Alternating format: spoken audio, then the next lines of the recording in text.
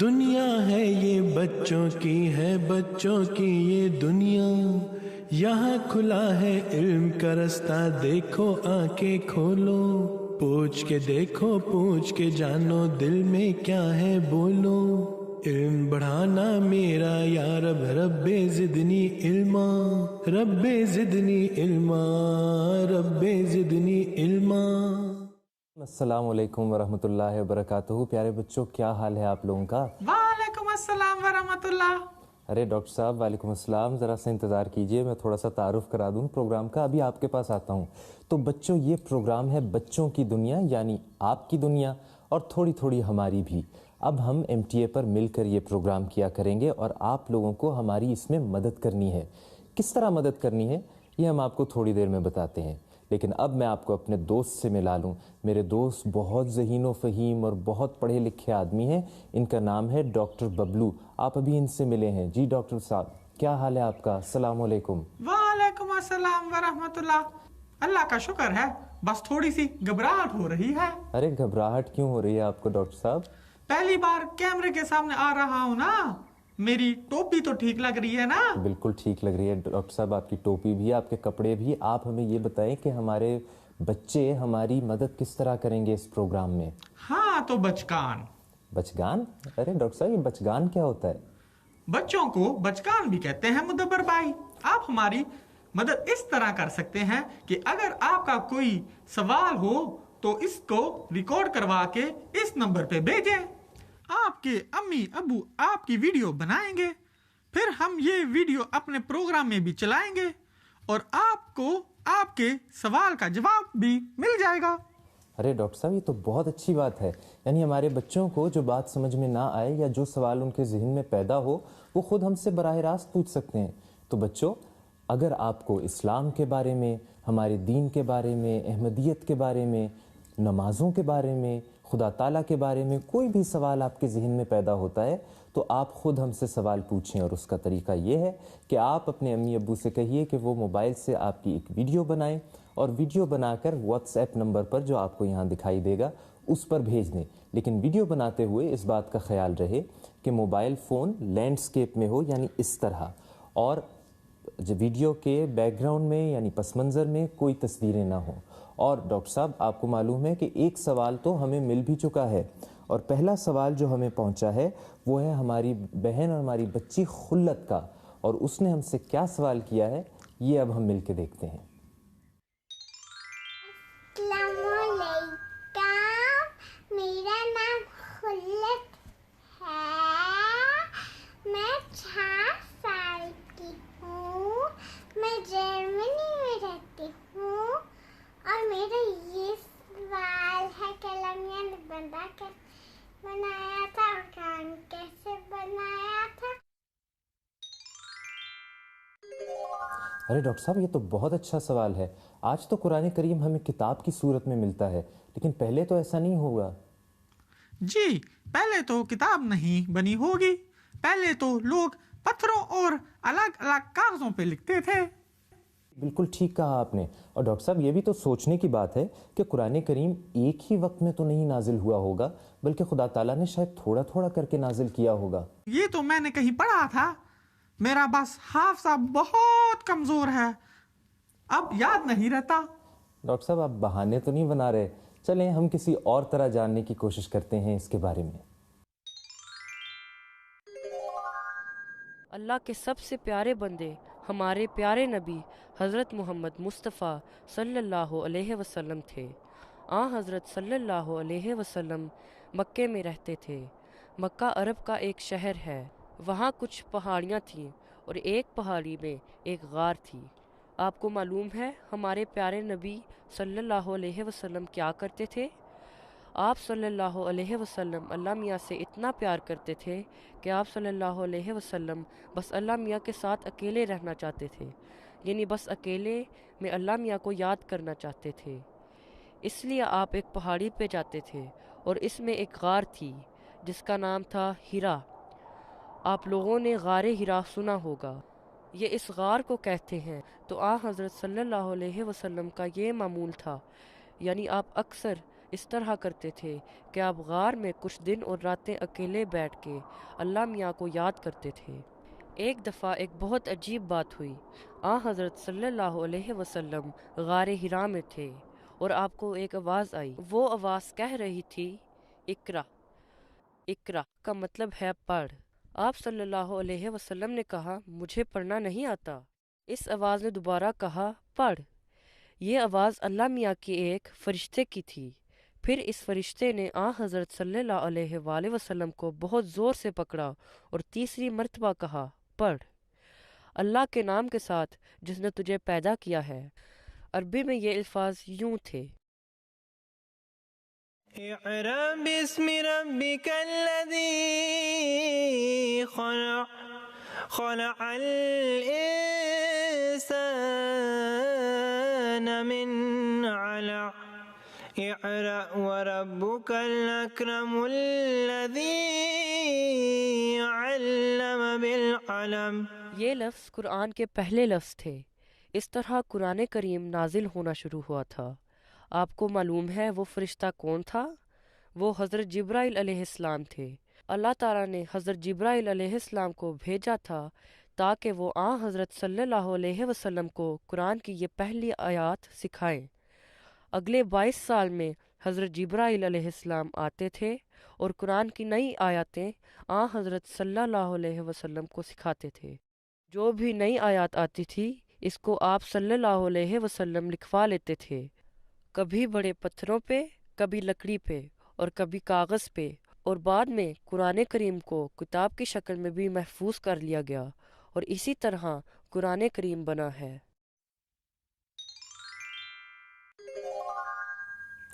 یہ تو بہت اچھا سوال تھا، اور اب ہمیں معلوم بھی ہو گیا کہ قرآن کریم اللہ تعالیٰ نے کس طرح نازل فرمایا ہے، یعنی کس طرح دیا ہے۔ تو ڈاکٹر صاحب آپ کو بھی کوئی بات یاد رہی؟ نہیں مدبر بھائی، میں نے آپ کو بتایا تھا نا، میرا حافظہ بہت کمزور ہے، یاد نہیں رہا۔ ڈاکٹر صاحب ابھی آپ کی عمر اتنی زیادہ تو نہیں ہوئی، لیکن چلیں ہم ضروری باتیں دوبارہ یاد کر لیتے ہیں۔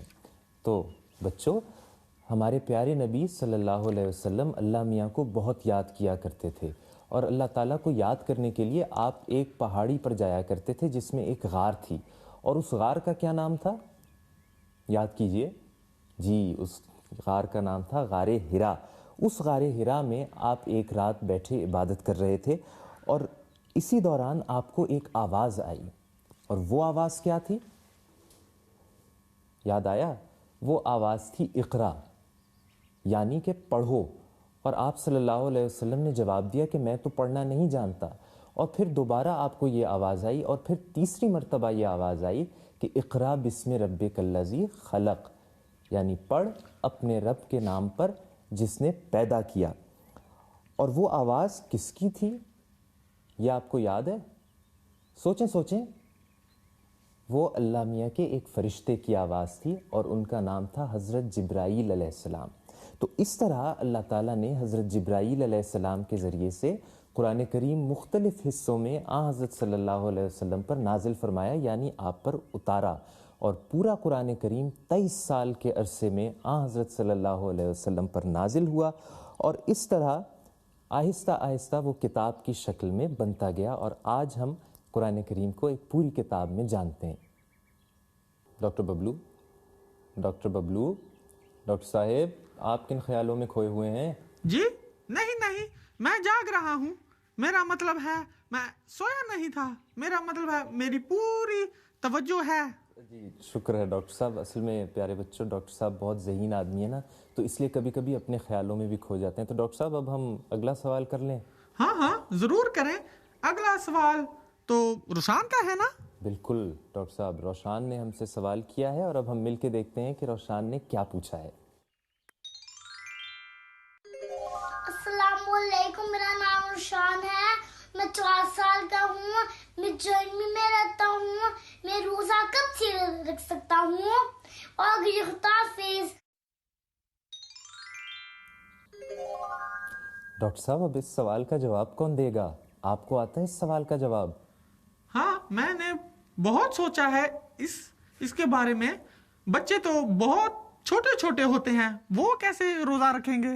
ظاہر ہے ڈاکٹر صاحب بچے تو چھوٹے ہی ہوتے ہیں، لیکن مجھے معلوم ہے کہ رمشا نے اس بارے میں کچھ تحقیق کی ہے، تو ہم دیکھتے ہیں کہ رمشا نے اس بارے میں کیا ڈھونڈا ہے اور وہ جواب دکھاتے ہیں جو رمشا کو ملا ہے۔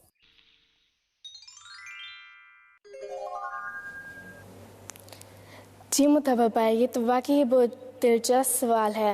میں نے بھی کبھی کبھی اس کے بارے میں سوچا تھا، اور جب میں نے ڈھونڈا مجھے بھی حضور کا ایک جواب مل گیا۔ آئیے سنتے ہیں حضور نے کیا فرمایا۔ روزہ رکھنے کے لیے کتنے سال کا ہونا چاہیے؟ روزہ رکھنے کے لیے تمہاری تو کسی کی بھی عمر ابھی سارے روزے رکھنے والی نہیں ہیں جتنے یہاں بیٹھے ہیں، ٹھیک ہے؟ اگر تمہاری صحت اچھی ہے، اس کی صحت ماشاءاللہ بڑی اچھی ہے، پہلوان ہے، یہ بھی پہلوان ہے، صحت مند ہیں، موٹے تازے ہیں، تو لمبے روزے بھی رکھ سکتے ہیں۔ تمہارے جیسے دبلے پتلے جو ہیں وہ نہ رکھیں ابھی، لیکن اگر عادت ڈالنے کے لیے ایک آدھ روزہ رکھنا ہے خوشی سے تو رکھ لو۔ ویسے عمر اس وقت اچھی ہے جب تمہاری صحت اچھی ہو، تمہارے پہ بوجھ نہ۔ اسٹوڈنٹ جو ہیں ان کو پڑھائی وغیرہ کا بھی بوجھ ہوتا ہے، ان دنوں میں امتحان بھی ہو رہے ہوتے ہیں، اس لیے تم لوگوں میں بھی تو عمر میں سے کسی کے میں نہیں ہے۔ لیکن اگر جب تم 18 سال کے ہو جاتے ہو اور جوان ہو جاتے ہو، اس وقت پھر روزہ رکھ لینا چاہیے، لیکن اس سے پہلے عادت ڈالنی چاہیے روزہ رکھنے کی۔ حضرت خلیفۃ مسیح ثانی نے لکھا ہوا ہے کہ مجھے حضرت مسیح موعود علیہ السلام نے پہلا روزہ رکھوایا تھا جب میں 11-12 سال کا تھا، ٹھیک ہے؟ اس سے پہلے نہیں رکھنے دیا، اور اس کے بعد پھر 16 سال تک بیچ بیچ میں کچھ روزے میں رکھتا تھا، تو 18 سال کی عمر میں جا کے میں نے سارے روزے رکھنے شروع کیے، یا 17 سال سے اوپر جا کے۔ تو ان کے خیال میں یہی تھا کہ جب 17-18 سال کا انسان ہو جاتا ہے نا، پھر سارے روزے رکھے، اس سے پہلے عادت ڈالنے کے لیے کچھ روزے رکھ لیا کرے۔ یہ جو لوگ کرتے ہیں نا کہ 4-5 سال کی عمر میں بچوں کو روزے رکھوا دیتے ہیں زبردستی، اور گرمیوں میں خاص طور پہ وہ سیکھ نہیں کرتے۔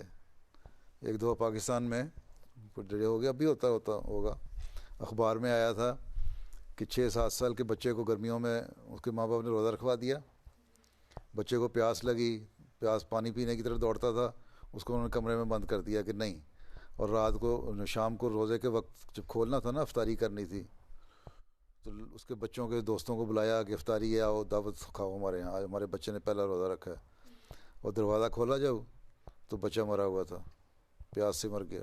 تو یہ لازمی چیزیں جو ہے نا ظلم ہے، یہ غلط ہے، اس لیے جب برداشت ہو روزہ رکھنے کی تب رکھنی چاہیے۔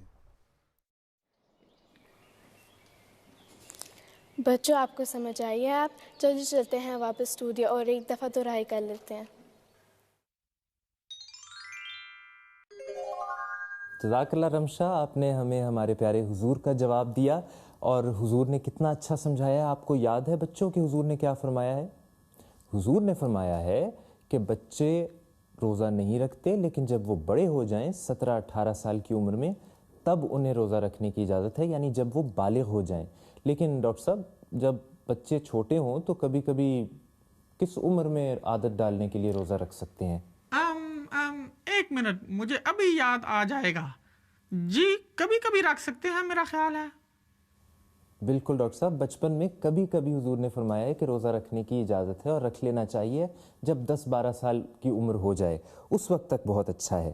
ڈاکٹر صاحب مجھے تو ہمارے بچوں کے سوال بہت اچھے لگے ہیں، اور اب بس ایک آخری سوال رہ گیا، آپ کا کیا خیال ہے؟ آپ کو کیسے لگے آج کے سوال؟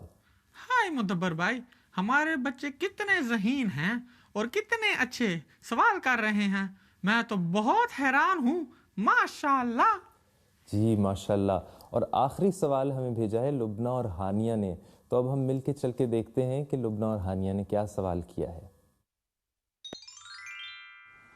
السلام علیکم، میرا نام لبنہ ہے، 6 سال ہوں، ہم رہتی ہوں اللہ ہے۔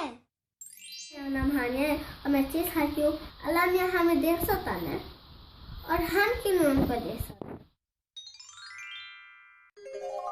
ڈاکٹر صاحب یہ تو بہت اچھا سوال ہے، اور آپ کو معلوم ہے کہ صرف لبنہ اور ہانیہ نے ہی نہیں بلکہ دنیا بھر سے بہت سے بچوں نے ہم سے یہ سوال پوچھا ہے کہ اللہ میاں نے دنیا میں سب کچھ بنایا ڈاکٹر صاحب، زمین بنائی، درخت بنائے، آسمان بنایا، ہوا بنائی، پانی بنایا، اور ہمیں یہ ساری چیزیں نظر آتی ہیں، لیکن اللہ میاں ہمیں نظر نہیں آتا. جی مدبر بھائی، اور آپ کو پتا ہے ہمارے 2 چھوٹے چھوٹے دوست ہیں جو بھی اس سوال کے بارے میں سوچ رہے تھے اور پھر انہوں نے اس کا جواب خود ہی ڈھونڈا.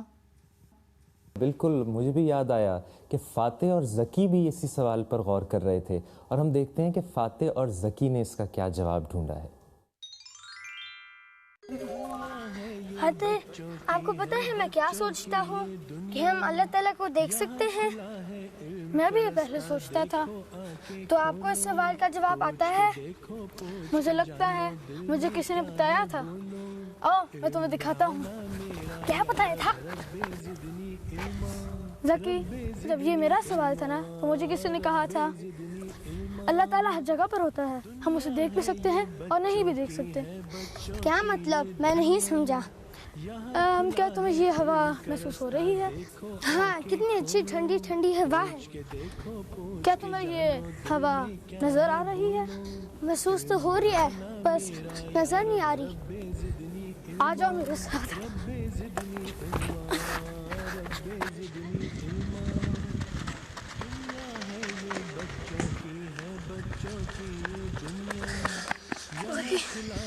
اوپر جانا ہے.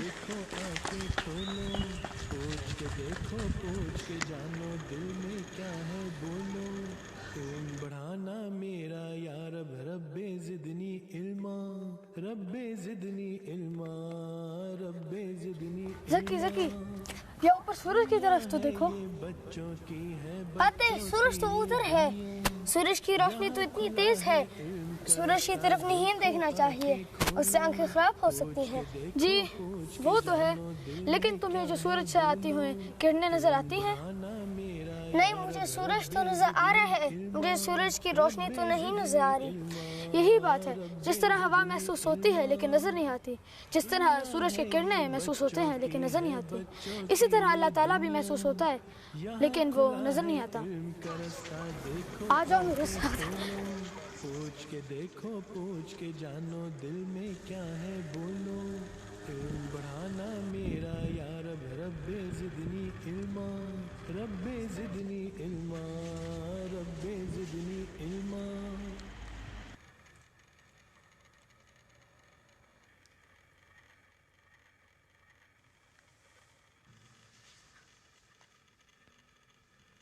فاتح، میں آپ کو ایک بات کہوں؟ جی ذکی، کہو. ایک دفعہ میں نے دعا کی تھی، میں نے اللہ تعالیٰ سے دعا کی تھی کہ اللہ میاں پلیز مجھے ایک چیز دے دو. پھر کیا ہوا؟ پھر پتہ نہیں کیسے اچانک اللہ میاں نے مجھے وہ چیز دے دی. جی، کیونکہ اللہ تعالیٰ اپنے بندوں سے پیار کرتا ہے اور ان کی دعاؤں کو سنتا ہے. ہم اللہ تعالیٰ کو دیکھ تو نہیں سکتے، مگر ہم اللہ تعالیٰ کو پہچان سکتے ہیں جب وہ ہماری دعاؤں کو قبول کرے. تو دیکھا بچوں، فاتح اور ذکی نے کیا جواب ڈھونڈا ہے. اور ڈاکٹر صاحب، آپ کی بھی کچھ سمجھ میں آئی یا نہیں آئی؟ میں نے یاد رکھا ہے کہ اللہ میاں ہمیں آنکھوں سے تو نظر نہیں آتا، لیکن ہم اسے مظاہر قدرت میں دیکھ سکتے ہیں. یہ ڈاکٹر صاحب، یہ مظاہر قدرت کیا ہوتا ہے؟ مظاہر قدرت کا مطلب ہے کہ دنیا میں جو بھی اچھی اچھی چیزیں ہمیں نظر آتی ہیں، جیسے پھول ہے، جیسے سمندر ہے، دریا ہے، آسمان ہے، تو ان کو کسی نے تو بنایا ہے نا. جی، وہ بنانے والا اللہ میاں ہی ہے. ڈاکٹر صاحب، آج تو آپ نے کمال کر دیا اس جواب سے. ہیں بچوں، ڈاکٹر صاحب نے کتنا اچھا جواب دیا ہے. اور ڈاکٹر صاحب، یہ ہمارے آج کے پروگرام کا آخری سوال تھا، اور میں سچ بتاؤں میں تو بالکل حیران ہو گیا ہوں اپنے بچوں کے سوالات پہ. اور آپ کچھ کہنا چاہیں گے اس بارے میں؟ مدبر بھائی، مجھے تو بچوں نے حیران پریشان کر دیا ہے. ہمارے بچوں نے بہت اچھے سوال کیے ہیں اور مجھے بھی ان کے جواب نہیں آتے تھے. تو دیکھا بچوں، ڈاکٹر صاحب کو بھی آپ نے آج پریشان کر دیے. تو اتنے پڑھے لکھے آدمی ہیں. اور بچوں، جس طرح آج لبنہ اور ہانیہ اور خلت اور روشان نے ہم سے سوال کیے ہیں، اس طرح آپ بھی اگلے پروگرامز کے لیے اپنے سوال بھیجیں، اور ہم کوشش کریں گے کہ ان سوالوں کے جواب ہم اس میں شامل کر سکیں.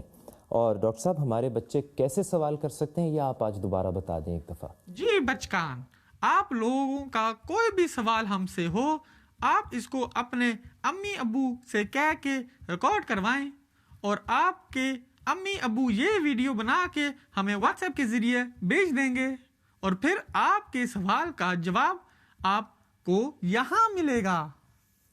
جزاک اللہ ڈاکٹر صاحب۔ اور بچوں اس بات کا ہمیشہ خیال رکھنا ہے کہ جب آپ سوال بھیجیں اور اپنی ویڈیو بنائیں تو اپنے موبائل فون کو لینڈسکیپ میں رکھیں اور اس بات کی بھی احتیاط کریں کہ پیچھے کوئی پکچرز یا کوئی تصویریں نہ ہوں۔ تو ڈاکٹر صاحب یہ تھا ہمارا آج کا پروگرام، آپ کو کیسا لگا؟ مجھے پتہ ہے کہ بہت اچھا لگا ہوگا اور یقیناً بچوں آپ کو بھی اچھا لگا ہوگا۔ اگلی دفعہ ہمارے ساتھ دوبارہ شامل ہوں اور اب ہمیں اجازت دیں مدبر بھائی کو اور ڈاکٹر ببلو کو۔ یہاں ڈاکٹر ببلو کے گھر سے ہم دوبارہ اگلی دفعہ حاضر ہوں گے۔ السلام علیکم ورحمۃ اللہ وبرکاتہ۔ خدا حافظ۔ السلام علیکم ورحمۃ اللہ، خدا حافظ۔